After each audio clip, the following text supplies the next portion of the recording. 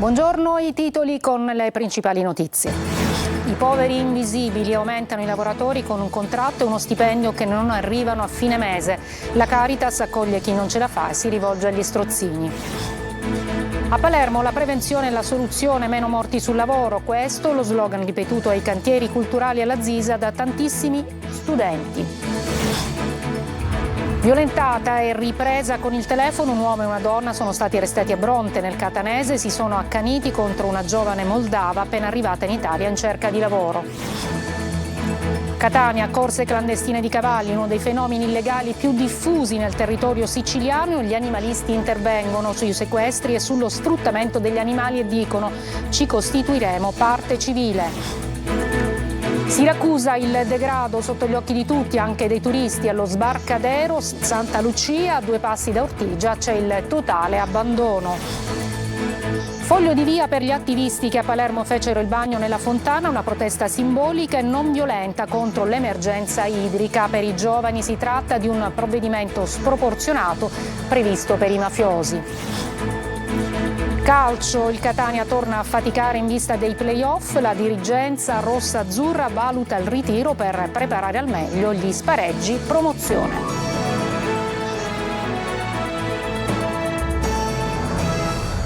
Buongiorno, secondo l'Istat tra i nuovi poveri ci sono anche i lavoratori con un contratto, uno stipendio col quale però non arrivano a fine mese.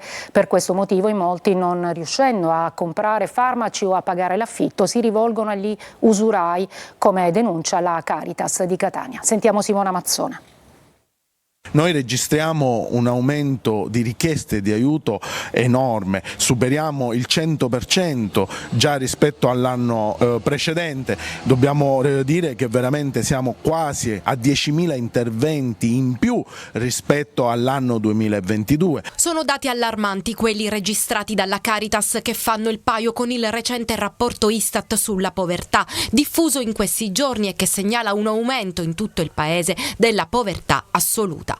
Sono parecchie le famiglie che si rivolgono alla Caritas, non solo per il fabbisogno giornaliero dei beni di prima necessità, ma ormai anche perché non si arriva a colmare i debiti per utenze domestiche, farmaci, affitti e mutui, finendo così spesso nelle mani della criminalità. Soltanto a Catania, su oltre 120 persone cadute nella rete d'usura e che si sono rivolte alla Caritas nel 2023, una soltanto ha denunciato. Famiglie che a causa della crisi economica dovuta anche e soprattutto al post-Covid, indebitati, ma non solo, con il circuito legale legato ai mutui, legato alle utenze domestiche, ma soprattutto al circuito illegale, l'usura. L'Istat ha rilevato anche che tra i nuovi poveri ci sono famiglie dove un componente ha anche il contratto di lavoro. Purtroppo l'elevata imposizione fiscale del nostro paese porta ad avere delle decurtazioni nelle buste paga veramente esose. Cosa può fare lo Stato per queste persone?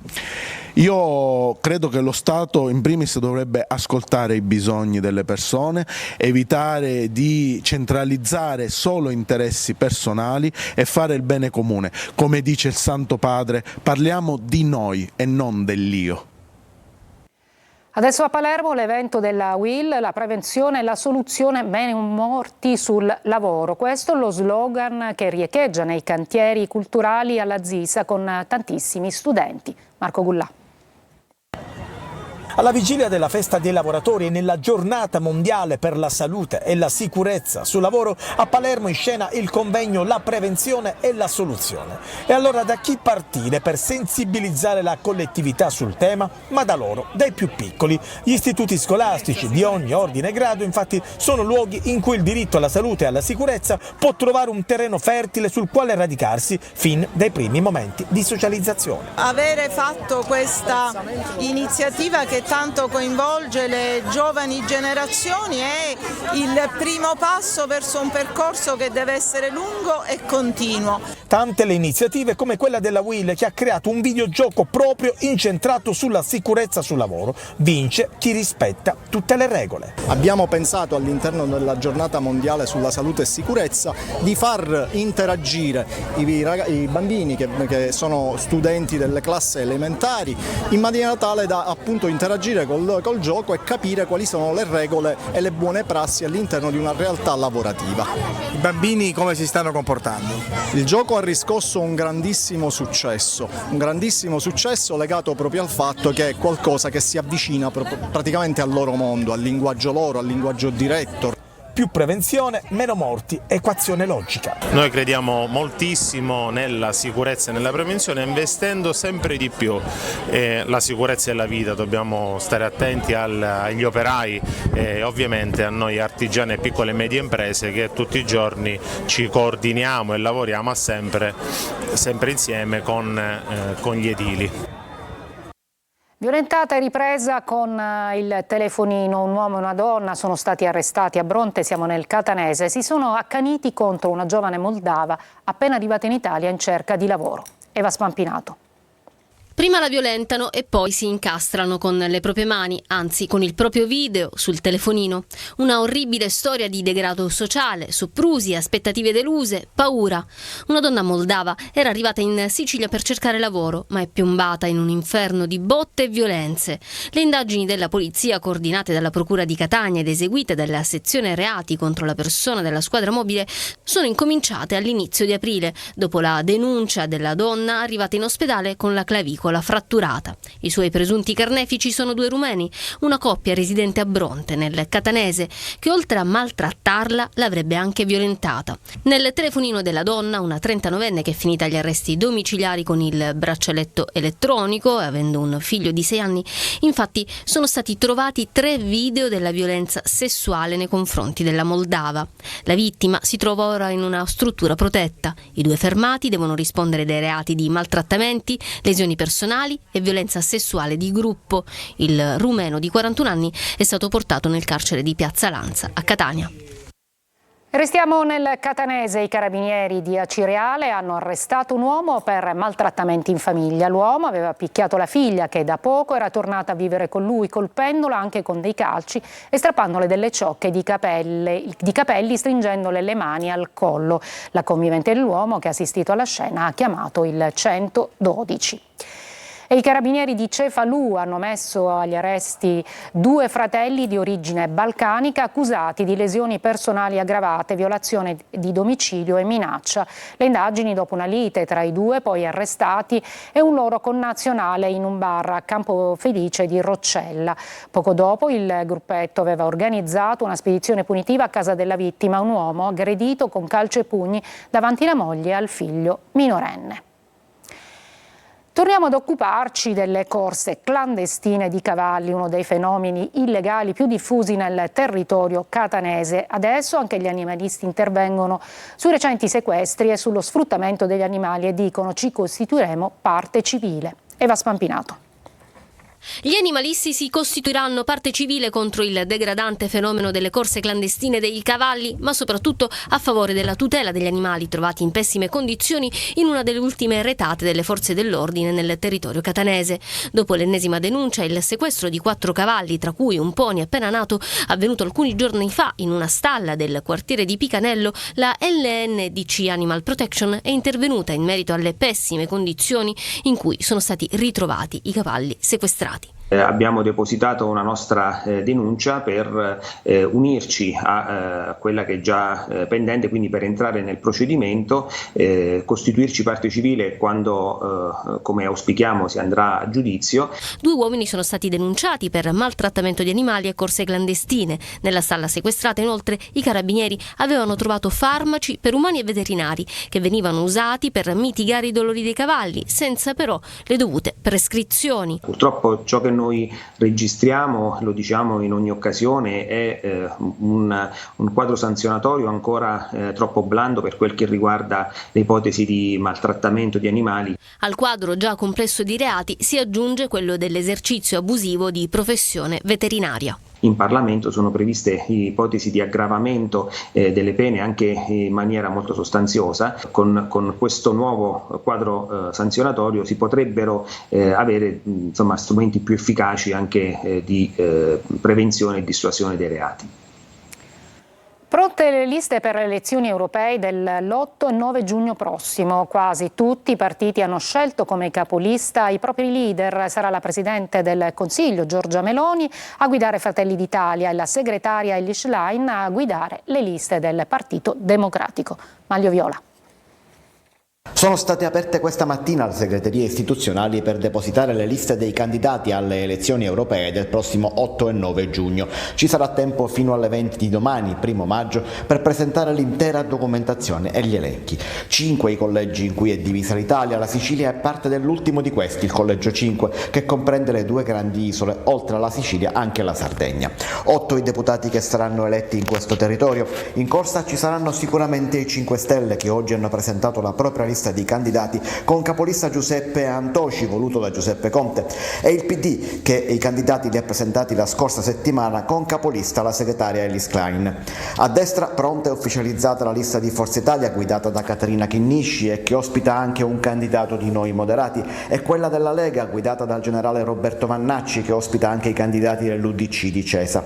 Non ancora depositata ma ormai definitiva la lista di Fratelli d'Italia guidata anche in Sicilia dalla Premier Giorgia Meloni, e nella quale sono rappresentate le 2 anime del partito con 2 candidati di area Musumesci.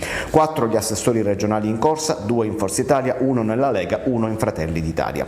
Percorso più complesso per i partiti minori. Chi non ha rappresentanza in Parlamento deve raccogliere 500.000 di firme perché la lista venga accettata. Ce l'ha fatta Cateno De Luca con la sua lista Libertà, frutto della fusione elettorale di oltre 20 movimenti e piccoli partiti anche molto diversi fra loro. Dice di avercela fatta anche Michele Santoro, che ha annunciato ieri sera di aver raccolto le firme necessarie. La DC nuova di Toto Cuffaro invece non ci sarà col simbolo, ma probabilmente Marco Zambuto, genero dell'ex presidente, correrà nella lista Stati Uniti d'Europa insieme ai renziani. Foglio di via per gli attivisti che a Palermo fecero il bagno nella fontana, una protesta simbolica e non violenta contro l'emergenza idrica. Per i giovani si tratta di un provvedimento sproporzionato previsto per i mafiosi. Lorena Dolci. Ciao, sono Gesualdo e insieme a Erika e Davide ho ricevuto un foglio di via dalla Questura di Palermo che mi intima a non rientrare nel comune di Palermo per la durata di 3 anni, per aver fatto un bagno nella fontana del molo trapezoidale, aver lavato simbolicamente vestiti e piatti nella fontana. Voleva essere una protesta simbolica contro l'emergenza siccità e invece quel bagno non autorizzato il 2 aprile scorso rischia di costare caro agli attivisti di ultima generazione. In 3 hanno ricevuto il provvedimento che li bandisce dalla città di Palermo. Gesualdo, antropologo e archeologo, dovrà stare lontano fino a 3 anni. Per me ricevere un provvedimento del genere che è sproporzionato e ingiusto, se pensiamo che questo provvedimento è previsto dal codice antimafia, destinato a soggetti che vivono di traffici delittuosi o socialmente pericolosi. Lieto fine invece per Erika, prossima alla laurea, che ha presentato ricorso contro il foglio di via che le impediva il diritto allo studio. Stamattina sono andata in questura ad Enna e mi hanno notificato la revoca del foglio di via. E finalmente, perché così appunto posso tornare a Palermo, perché se no avrei perso l'anno universitario e non mi sarei potuta laureare. Alla domanda se tornerà a protestare risponde così: penso che sia importante in questo momento protestare, scendere in strada in qualsiasi modo, perché la situazione è drammatica in Sicilia, abbiamo già l'acqua razionata. Dalla Regione fino al Ministero del Centro di Cardiochirurgia Pediatrica di Taormina si parla, ma il tempo delle parole è finito. Anche Fiorello ha rinnovato il suo invito ad agire di fatti concreti da compiere per salvare dalla chiusura il reparto di eccellenza. Si discuterà oggi a Sicilia 24 Focus. Ospiti di Roberta Lunghi, l'onorevole Francesco Ciancitto, componente della Commissione Sanità alla Camera, Antonio De Luca, deputato regionale, Valeria Maglia, giornalista, e Maria Rosa Cianciolo, mamma di una piccola paziente. Appuntamento dunque alle 14.30 su Telecolor e in streaming sulla siciliaweb.it. La linea WhatsApp, ve lo ricordo, 342 74 55 005.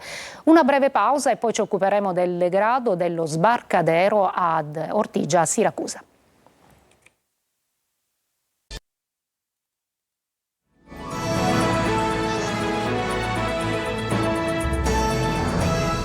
Il degrado sotto gli occhi di tutti, anche dei turisti. Allo sbarcadero Santa Lucia, proprio a 2 passi da Ortigia, siamo a Siracusa, c'è il totale abbandono. Numerose anche le segnalazioni dei residenti. Francesco Loi. Il Duomo, il Teatro Greco è questo. Tra gli scatti di chi visita Siracusa c'è anche il degrado. Qui siamo allo sbarcadero Santa Lucia, in pieno centro, a 2 passi da Ortigia. Vista mare e vista rifiuti. Esatto, sì, c'è un degrado incredibile. Io vivo a Roma, vengo qua ogni tanto e ogni volta che vengo la situazione è sempre peggiore. Noi siamo abituati a Roma, ma qui è uguale, insomma, come degrado. I rifiuti non passano inosservati. Sul podio ci sono le bottiglie di birra, ma troviamo anche cartoni della pizza, copertoni e reti dei pescatori. I residenti sono stanchi. Qualcuno si è rivolto alla nostra linea WhatsApp 342 745 5005. Non c'è molto rispetto da parte dei siracusani per la loro città, ma anche e soprattutto dei pescatori che lasciano un po' troppa roba in giro. I marciapiedi sono quasi impraticabili, tante erbacce ed una certezza: qui non si pulisce da tempo. Tutto sotto gli occhi dei turisti che in alcuni casi rischiano anche di cadere. Questi tondini in ferro che dovrebbero mettere in sicurezza la buca, invece creano un pericolo in più. Quando ero piccolo mia nonna abitava proprio qui alla borgata e mi portava qua, non era così, per passeggiare ed era una zona bellissima. Ora col tempo le cose sono un po' abbandonate a se stesse. E mentre Palazzo Vermexio ricorda che a breve partiranno i lavori di riqualificazione, il degrado fa il giro del mondo.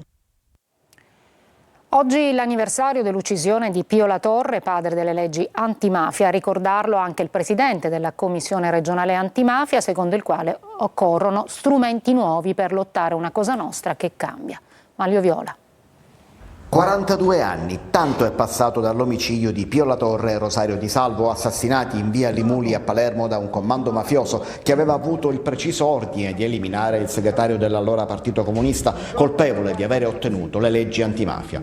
Un omicidio che fece piombare Palermo in una delle sue stagioni di sangue. A Pio La Torre si devono direttamente le leggi per le confische dei beni ai mafiosi e indirettamente il reato di mafia e il carcere duro, anche se approvati in epoche diverse fra loro. A ricordarlo oggi il messaggio del presidente Mattarella e la deposizione di corone di fiori sul luogo dell'omicidio anche da parte del sindaco e dei vertici del PD. E non poteva mancare il presidente della commissione regionale antimafia, Antonello Cracolici. Una cosa ci ha insegnato La Torre, che per combattere le cose bisogna prima conoscerle. Lo strumento della conoscenza, della capacità di lettura dei processi reali nel territorio ti consente di individuare strumenti che possano, come dire, raggiungere gli obiettivi. Oggi abbiamo la necessità di riconoscere come oggi è Cosa Nostra, la mafia che è cambiata, per affinare nuovi strumenti per combatterla. Pio La Torre, come ha fatto sempre nel corso della sua vita e del suo impegno politico, punterebbe il dito dritto guardando negli occhi i centri di potere. Lamentando quello che accade oggi sul sistema dei rifiuti, sui grossi appalti della sanità. Questi oggi sono i centri di potere. La mafia non aggredisce più soltanto il tema del racket, delle estorsioni, che sono l'urbanistica, la pianificazione territoriale, sono diventati più lenti. Oggi sono altri i centri di potere e Pio La Torre li aggredirebbe, denuncerebbe il conflitto come ha fatto sempre. Anche il presidente della regione, Renato Schifani, ha voluto ricordare con un messaggio le leggi antimafia, figlie dell'impegno di La Torre. Una breve pausa, poi il calcio con Palermo e Catania.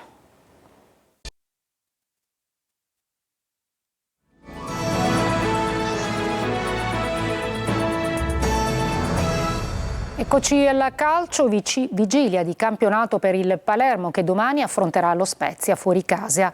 Mignani non cambia modulo. Marco Gullà. 3 punti in 4 partite e 0 vittorie, 6-3 pareggi iniziali avevano lasciato qualche dubbio. La sconfitta contro la Reggiana li ha spazzati tutti via. L'inizio di Mignani è da considerarsi a tutti gli effetti un flop. Ovviamente l'allenatore del Palermo non poteva certamente fare miracoli, ma in 4 giornate ci si aspettava certamente di più. Oggi vigilia di partita, domani Palermo impegnato sul campo dello Spezia, rosanero che vogliono blindare il 6° posto, ma adesso occorre un'inversione ad U sul trend attuale. La sesta posizione posizione per portare alla fine per andare alla fine della stagione. Io sono venuto qua perché credo che questa sia una squadra che possa fare qualcosa di importante, perché la società mi ha dato grandi motivazioni, per cui nella mia testa se dovessi accorgermi che qualcuno si stia sedendo, si stia accontentando di quello che è stato fatto fino adesso, probabilmente lo manderei lontano da questo centro sportivo.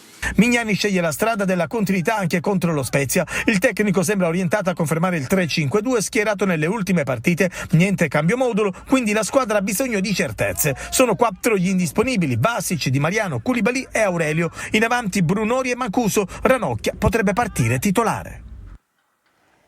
E da oggi riprende la preparazione del Catania in vista della fase dei play-off, rinviati di 3 giorni in attesa dell'esito del ricorso del Taranto. La società sta valutando l'ipotesi di un ritiro. Francesco Triolo. Una prospettiva cambiata all'improvviso dall'incubo play-out al sogno play-off. Il Catania da domani aprirà un nuovo capitolo della sua stagione. Il primo obiettivo è quello di cancellare le 17 sconfitte in campionato che hanno condizionato l'intero campionato, tolto a tratti anche certezze, quelle certezze che adesso il Catania ha 2 settimane di tempo per ritrovare, complice anche lo slittamento dell'inizio dei play-off con i rossazzurri in campo il 14 maggio e non più l'11. Per questo sarà importante anche il mini ritiro che la società sta immaginando di effettuare per dare la possibilità alla squadra di preparare al meglio il post-season. Michele Zeoli e lo staff tecnico e sanitario lavoreranno sul recupero degli infortunati con una piccola speranza di recuperare anche Diego Peralta in vista dell'inizio della seconda fase. L'infortunio contro il Messina è stato abbastanza serio, ma ci potrebbe essere la possibilità di recuperarlo in vista di una ipotetica semifinale. Una speranza che però dovrà essere coltivata. Chi non avrà a disposizione al primo impegno Zeoli sarà Marsura, che dovrà scontare il secondo turno di squalifica, mentre è più difficile che possa recuperare Silvestri, assente da mesi per infortunio. Il tecnico rossazzurro però dovrà lavorare anche e soprattutto sulla testa di un gruppo che ha dato risposte di carattere contro Messina e Benevento e che vuole ripartire proprio da quell'atteggiamento. È tutto per questa edizione di Sicilia 24, grazie per l'attenzione e buon pomeriggio.